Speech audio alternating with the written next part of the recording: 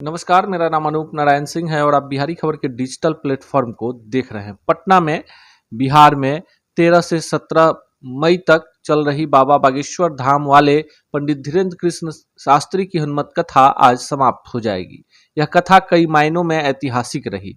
देश में पहली ऐसी कथा रही जिसमें रिकॉर्ड भीड़ जमी और लोगों ने सारे रिकॉर्ड तोड़ दिए। खुद कथावाचक पंडित धीरेन्द्र कृष्ण शास्त्री को व्यासपीठ से कई बार यह अनुरोध लोगों से करना पड़ा कि कल से इतनी तादाद में मत आइए, लेकिन इस वीडियो में हम आपको दिखाने जा रहे हैं कि पूरे कथा के दौरान जो व्यक्ति एकदम चुप रहा वो व्यक्ति रहे बिहार के मुख्यमंत्री नीतीश कुमार।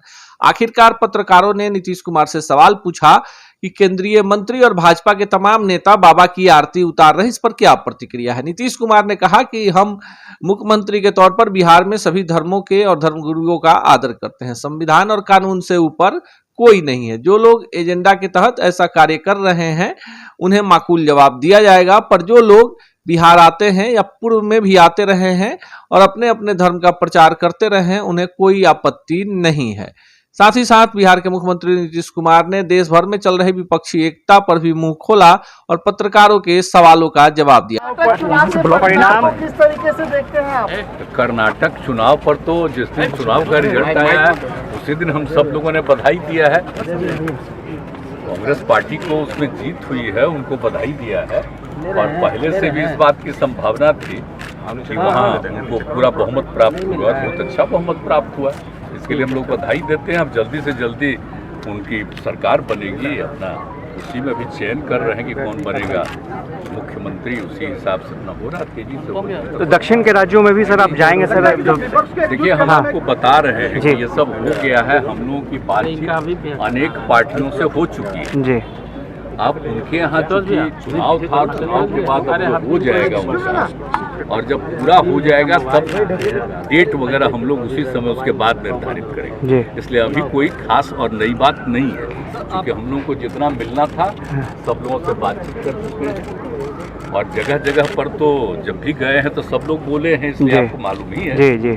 तो इसलिए अब जरा हो जाएगा, उनका सरकार उनकी बन जाएगी और शुरू हो जाएगा, उसके बाद फिर हम लोग कोई देखेंगे। सर बिहार में सर एक बाबा आए हैं और हिंदू राष्ट्र की बात कही जा रही है। बिहार में कथावाचक आ रहे हैं, हिंदू आए हैं, हिंदू राष्ट्र की बात कही जा रही है कि हिंदू राष्ट्र होगा और बिहार वो तब तक आते रहेंगे जब तक राममय नहीं हो जाएगा। रुको नहीं।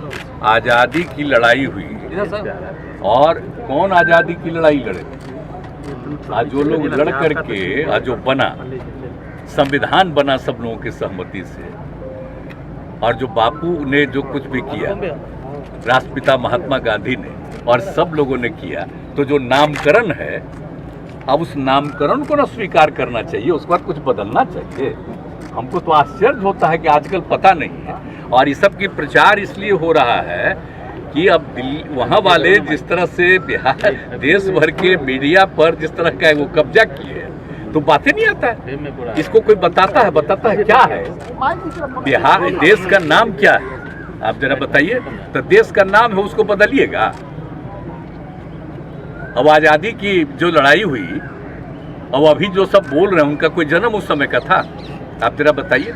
हम लोगों का भी तो जन्म हुआ है बाद में, लेकिन हमारे पिता ने जो आज़ादी की लड़ाई में बहुत सक्रिय थे और बचपन में ही हमको बताए और बाद में एक एक चीज को हम लोग जाने, तो आप जरा बताइए। तो हम तो आपको इतना बार बार कह रहे हैं कि हम लोग तो सब मानते हैं राष्ट्रपिता महात्मा गांधी को और उनके साथ जितने लोगों ने काम किया उन सब लोगों का, और उसी के आधार पर हम लोग काम कर रहे हैं, डेवलपमेंट कर रहे हैं।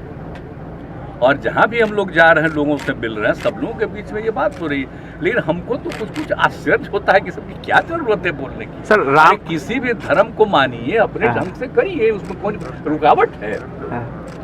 जो भी अपना धर्म की पूजा करे उसमें कोई किसी पर तो रुकावट तो है नहीं, लेकिन इस सब पर नामकरण करना आश्चर्य की बात है। हमको तो आश्चर्य लगता है, कब ये संभव है?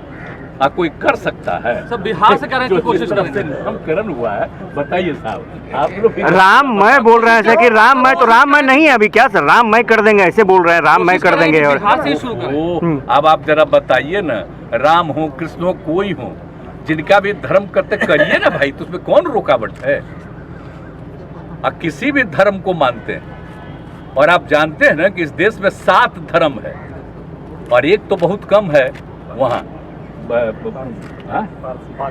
वहाँ है, बम्बई में है, लेकिन बाकी जगह पर जो है हिंदू, मुस्लिम, सिख, ईसाई सब लोग हैं। और बताइए बिहार से रिलेटेड तो यहीं पर ना करके ज्ञान प्राप्ति किनको हुआ, किनका जन्म हुआ, किनका क्या हुआ यहाँ। तो ये सब कितने धर्म हैं, कितने लोग आते हैं, देश के बाहर से आते हैं, कहाँ से आते हैं, तो सब आते हैं। तो इतना ज़्यादा है तो कोई को भी करे। और हम लोग तो सभी लोगों के हित में बिहार में आप देख रहे हैं ना, पता कर लीजिए, कोई का मंदिर हो, कुछ भी हो, सब में किसी को असुविधा नहीं हो और आपस में किसी तरह का विवाद नहीं हो। सबको अधिकार है अपने ढंग से पूजा करें, अपने ढंग से काम करें, उसमें तो हम लोग कोई नहीं है। लेकिन कुछ चीज़ों को मान लेना चाहिए कि जितने धर्म को मानने वाले लोग हैं सबकी इज्जत है और कहीं इधर उधर लोगों के भी में इंटरफेयर नहीं करना चाहिए, ये अलाउड है। कोई कुछ बोल रहा है तो अपने मर्जी से बोल रहा है तो सबसे कोई वैल्यू है? मंच से बिहारी को पागल बोला जा रहा है। देश के संविधान को भी समझना चाहिए ना। देश के संविधान का उल्लंघन कोई कर रहा है तो अब आप ही को देखना चाहिए। और हम तो समझते हैं कि मीडिया को अगर लिख देगा कि संविधान का उल्लंघन है तो सबको अच्छा लगेगा, लेकिन आपको तो मजबूरी है। भीड़ से केंद्रीय मंत्री हम इसीलिए बोल दिए, आप हमसे पूछ रहे हैं तो हल्का और संक्षेप में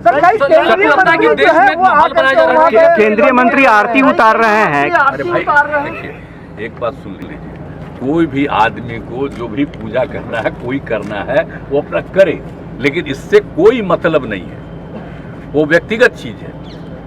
लेकिन देश की नीतियों से उसका कोई मतलब नहीं है। जो भी नीति है जो संविधान में है, हर तबके के उत्थान के लिए काम, और किसी की उपेक्षा नहीं होनी चाहिए।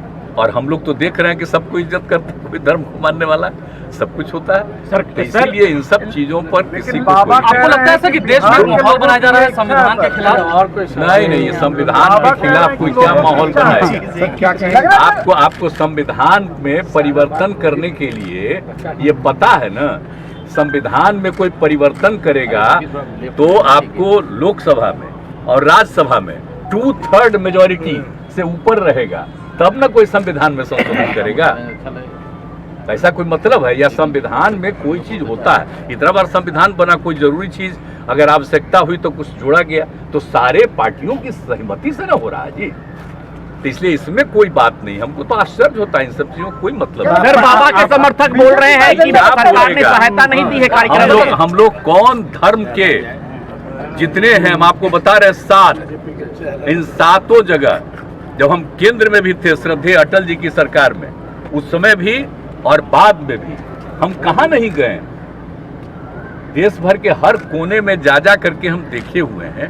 अब इसके बाद कोई क्या करता है? आपके बारे में कह रहे हैं कि सनातन धर्म सहायता नहीं दिया है, सनातन धर्म से कोई मतलब नहीं है नीतीश कुमार को। नहीं, अब कौन चीज से हमारे बारे में कहता है उसको कहने न दीजिए। मेरे खिलाफ अंड बंड कोई बोलता है तो उसको फायदा होता है, कम से कम उसको पटिया में कुछ इज्जत मिलेगा। सर, बाबा के समर्थक कह रहे हैं कि कार्यक्रम में सहायता नहीं दिया गया मिलेगा तो उन सबको कुछ मिलेगा, पार्टी में फायदा, मेरे पार्टी के नेतृत्व का फायदा मिलेगा। इसलिए जो मन करे बोले, हम तो ध्यान में नहीं देते। आप आश्वस्त कर रहे हैं बिहार में एकता बनी रहेगी, बिहार में एकता बनी रहेगी, सभी जाति धर्म के आश्वस्त? बिल्कुल, ये सब तो अच्छी तरह जानिए, देश में भी बना रहेगा। कोई ये मत सोचिए कि बिहार की बात कर रहे हैं, पूरे देश में बना रहेगा। आप देख रहे हैं ना, ये सब ऐसा कुछ नहीं है कि कोई इधर उधर कर सकता है। अब अभी लोग अभी क्या बोल रहे हैं, अगर आप बताइए तो श्रद्धेय अटल बिहारी वाजपेयी जी क्या करते थे? कभी कोई हुआ है क्या हस्तक्षेप? तो इसलिए जरा समझना ना चाहिए भाई कि किसी चीज को जानना चाहिए और किसी भी धर्म के खिलाफ किसी तरह की बात नहीं होनी चाहिए। आज जिसको खुद अपना पूजा करना है करे, कोई किसी को रुकावट है? शपथ ग्रहण में बेंगलोर जाएंगे कैसे? शपथ ग्रहण में बेंगलोर जाएंगे कैसे? आप वो सब तो कहाँ जो भी होगा वो सब जानते ना करेगा, अभी क्या जरूरत है? ठीक है, थैंक यू। खुशी है वो।